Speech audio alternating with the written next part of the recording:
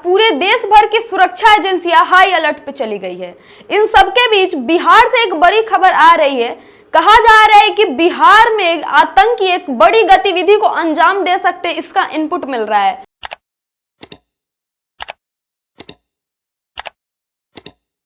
जिसके बाद राजधानी पटना समेत पूरे बिहार को हाई अलर्ट कर दिया गया है और बिहार के जितने भी जिले हैं उनमें उनके डीएम को सख्त निर्देश दिए गए हैं लोगों के सुरक्षा के कड़े इंतजाम करने के। धार्मिक जगहों समेत जितने भी भीड़ भाड़ वाले इलाके हैं वहां पे सुरक्षा के इंतजाम करने को कहा गया है। साथ ही साथ सभी जिलों के डीएम को यह निर्देश दिए गए हैं कि बीएनएस की धारा के तहत किसी भी तरह का अफवाह या किसी भी तरह की कोई आतंकवादी गतिविधि को रोकने के लिए, प्रसार को रोकने के लिए इंटरनेट बंद करने का अधिकार दिया गया है। आपको बता दें कि राजधानी पटना के जितने बड़े बड़े सरकारी कार्यालय हैं, जैसे विधानसभा हो गया, विधान परिषद हो गया, सचिवालय हो गया, पटना हाई कोर्ट समेत जितने भी स्कूल, कॉलेज, अस्पताल, धार्मिक जगह, मंदिर, मस्जिद, गुरुद्वारा साहिब समेत जितने भी भीड़ भाड़ वाले इलाके हैं, इन सब पे सुरक्षा के पुख्ता इंतजाम कर दिए गए हैं। कहा जा रहा है ये जो आतंकवादी है वो नेपाल के रास्ते बिहार में दाखिल हो सकते हैं और किसी बड़े आतंकवादी गतिविधि को अंजाम दे सकते हैं,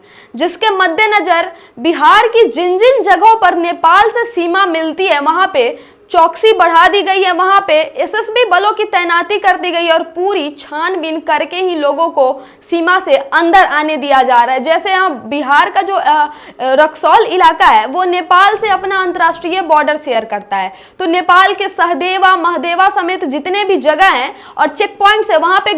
जो सुरक्षा के इंतजाम है उसे कड़े कर दिए गए हैं। कहा जा रहा है ये जो आतंकवादी है वो पगडंडियों के रास्ते, खेतों के रास्ते बिहार में दाखिल हो सकते हैं, जिसके बाद एसएसबी बलों की तैनाती इन सारी जगहों पे कर दी गई है ताकि परिंदा भी एक पर ना मार सके। वहीं दूसरी तरफ केंद्रीय गृह मंत्रालय ने पूरे देश भर में मॉक ड्रिल करने का आदेश दिया है। 7 मई को पूरे देश भर में मॉक ड्रिल किया जाएगा, जिसके अंदर किसी भी युद्ध की स्थिति से या फिर किसी भी आतंकवादी हमले से निपटने की स्थिति के बारे में लोगों को बताया जाएगा और उन्हें ट्रेनिंग दी जाएगी कि अगर कोई आतंकवादी हमला होता है या फिर किसी तरह का कोई हमला होता है तो अपने आप को और अपने आसपास के लोगों को आप किस तरह बचा सकते हैं, जिसमें ब्लैकआउट और फिर सुरक्षित स्थानों पर जाने जैसी चीजें शामिल है। इसमें युद्ध से पहले सायरन बजाया जाएगा और सायरन बजा के लोगों को अलर्ट किया जाएगा कि शायद कोई हमला होने वाला है और आप लोग सुरक्षित स्थानों पे चली जाएं। इसके साथ साथ पूरे देश भर में सुरक्षा एजेंसियां अलर्ट पे चली गई और वो किसी भी आतंकवादी गतिविधि से निपटने की पूरी तैयारी कर रही है